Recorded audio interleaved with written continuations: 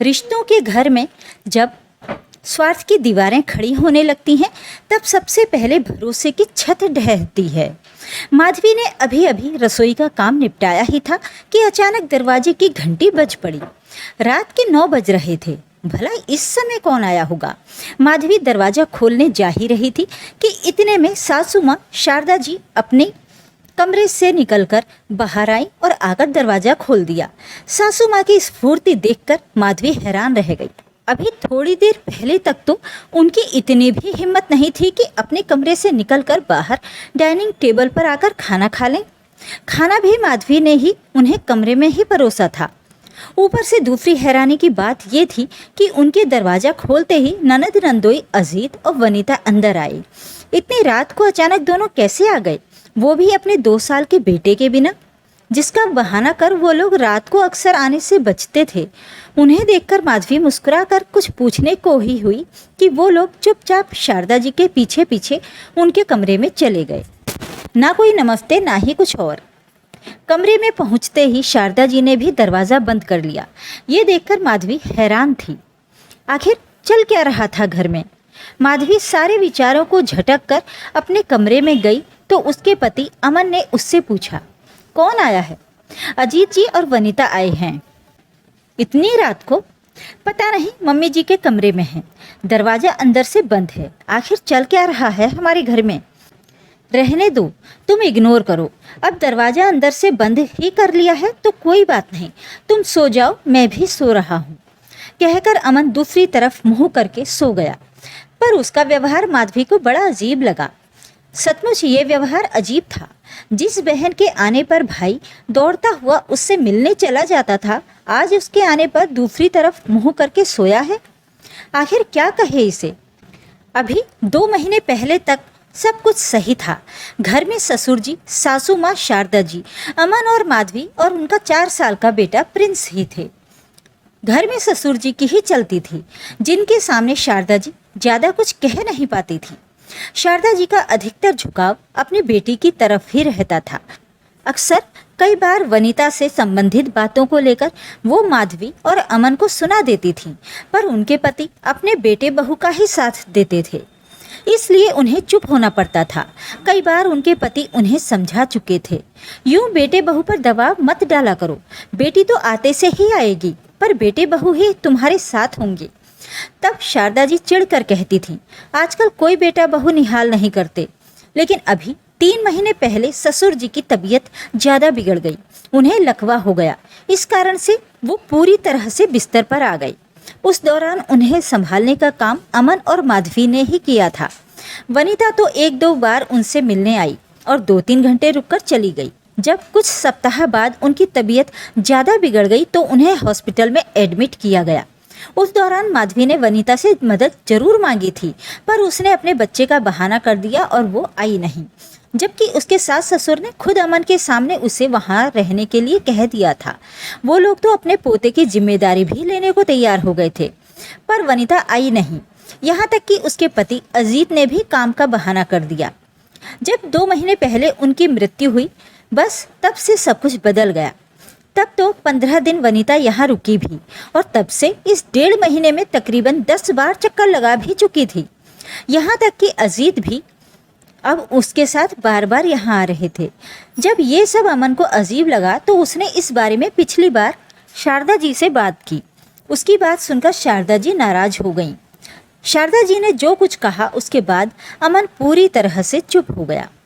शारदा जी ने कहा था, वनीता और अजीत जी सही कहते हैं, तुम लोग पूरी प्रॉपर्टी पर अपना हक जमाना चाहते हो। अभी तो मेरी बेटी क्यों आ रही है यही सवाल करेगा, लेकिन कल को मुझे ही वृद्धाश्रम में छोड़कर आ जाओगे। ये सुनकर अमन सख्ते में आ गया। इतने से दिनों में इतना जहर भर दिया इन लोगों ने शारदा जी के मन में। उसके लिए यकीन कर पाना मुश्किल हो रहा था। उसने उन्हें समझाना भी चाहा, लेकिन वो तो समझने का नाम ही नहीं ले रही थी। बस उसके बाद से अमन वनीता के आने पर कोई प्रतिक्रिया नहीं देता था। खैर, माधवी अपने पलंग पर आकर लेट गई। चाय पानी के लिए उसने पूछा नहीं, क्योंकि वो अगर पूछने भी जाती तो शारदा जी या वनीता इल्जाम लगा देती कि ये लोग हमारी बातें सुनने के लिए आए हैं। वैसे भी ये रिश्ता ऐसा हो चुका था कि अब ज़्यादा कुछ बोलना ठीक नहीं था। थोड़ी देर बाद दरवाज़ा बंद होने की आवाज़ आई। वनीता और अजीत शायद चले गए थे। माधवी ने बाहर आकर देखा तो दरवाज़ा अंदर से बंद था और शारदा जी का कमरा भी। तो वो अपने कमरे में आकर सो गई। सुबह उठी तो सब कुछ नॉर्मल था। उसने अपने बेटे को तैयार किया और स्कूल रवाना कर दिया। इधर अमन भी ऑफिस के लिए तैयार हो रहा था। तैयार होकर बाहर डाइनिंग टेबल पर नाश्ता करने आया ही था कि इतने में शारदा जी हाथ में कोई पेपर लिए उसके पास आईं और अमन के सामने रखते हुए बोली, अमन जाने से पहले इन पेपर पर साइन कर देना।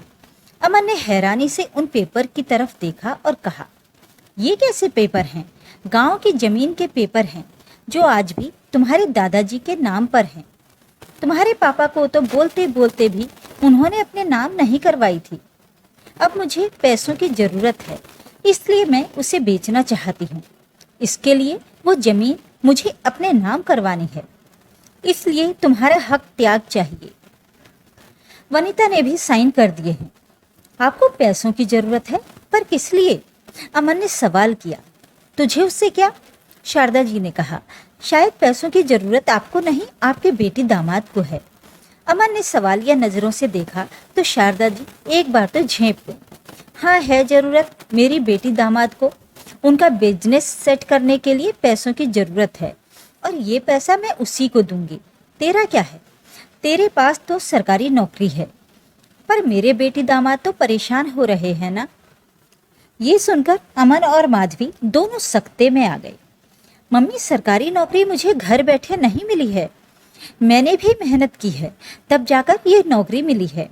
और रही बात तुम्हारी बेटी दामाद की, तो उनके पास कोई कमी नहीं है जो अपना खुद का बिजनेस शुरू करना चाहते हैं। अरे अजीत जी तो खुद इकलौते बेटे हैं, अपने पापा का साथ दें तो खुद बिजनेस आगे बढ़ा सकते हैं, पर वो तो करना ही नहीं चाहते, अमन ने कहा। पर शारदा जी तो ज़्यादा ही गुस्सा हो गई। उन दोनों ने शारदा जी को समझाना चाहा, लेकिन वो समझने का नाम ही नहीं ले रही थी। आखिर थक हार कर अमन ने कहा, ठीक है मम्मी, मैं ये ज़मीन बेचने के लिए तैयार हूँ, पर मुझे भी मेरा हक चाहिए। देखा ना, आ गया ना अपनी वाली पर।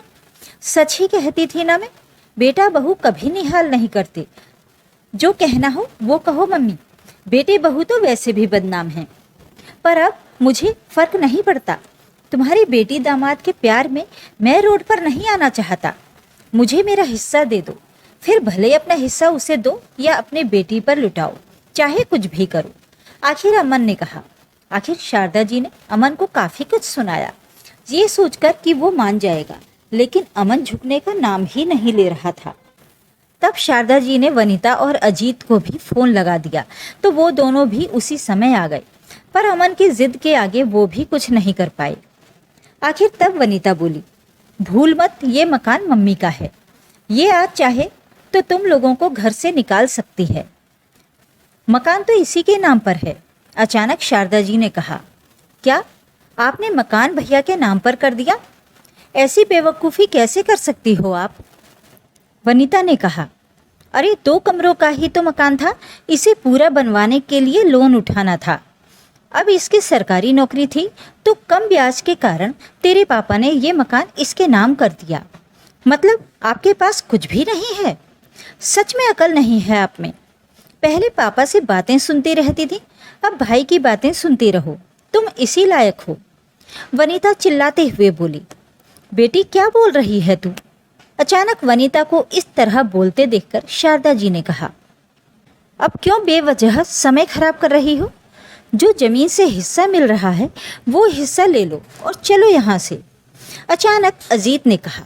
उसकी बात सुनकर वनीता ने वो पेपर शारदा जी के हाथ से ले लिए और वहीं फाड़कर फेंक दिए। नहीं करना मुझे कोई हक त्याग, मुझे तो मेरा भी हिस्सा चाहिए, कहकर वनीता पैर पटकती हुई वहाँ से अजीत के साथ रवाना हो गई। शारदा जी ये सब देखते ही रह गईं। कैसे बेटी दामाद ने एकदम से रंग बदल दिया? मम्मी, हो गई तसल्ली? यही बात हम आपको समझाना चाह रहे थे, पर आपको समझ में नहीं आ रही थी। अचानक माधवी ने कहा, अरे जो बेटी अपने बीमार पिता के लिए नहीं आ पाई, अचानक उसके पास इतना वक्त कैसे आ गया कि उनके मरते ही वो आपके पास बार बार आने लगी? कभी कभी कुछ खून के रिश्ते भी स्वार्थी होते हैं, अमन ने कहा। आखिर अमन और माधवी की बात सुनकर शारदा जी अपना सा मुंह लेकर रह गई। कुछ समय बाद अमन ने वो पुरानी जमीन बेचकर आए हुए पैसों में से उसके 3 हिस्से कर दिए। वनीता को उसका हिस्सा दे दिया और एक हिस्सा शारदा जी के नाम कर दिया। लेकिन उसके बाद ये रिश्ता वहीं हमेशा हमेशा के लिए खत्म हो गया। न ही वनीता इस रिश्ते को निभाना चाहती थी और न ही अब शारदा जी इस रिश्ते को रखना चाहती थी। कभी कभी जीवन हमें रिश्तों की सच्चाई बहुत कड़वे लेकिन जरूरी तरीके से सिखा देता है।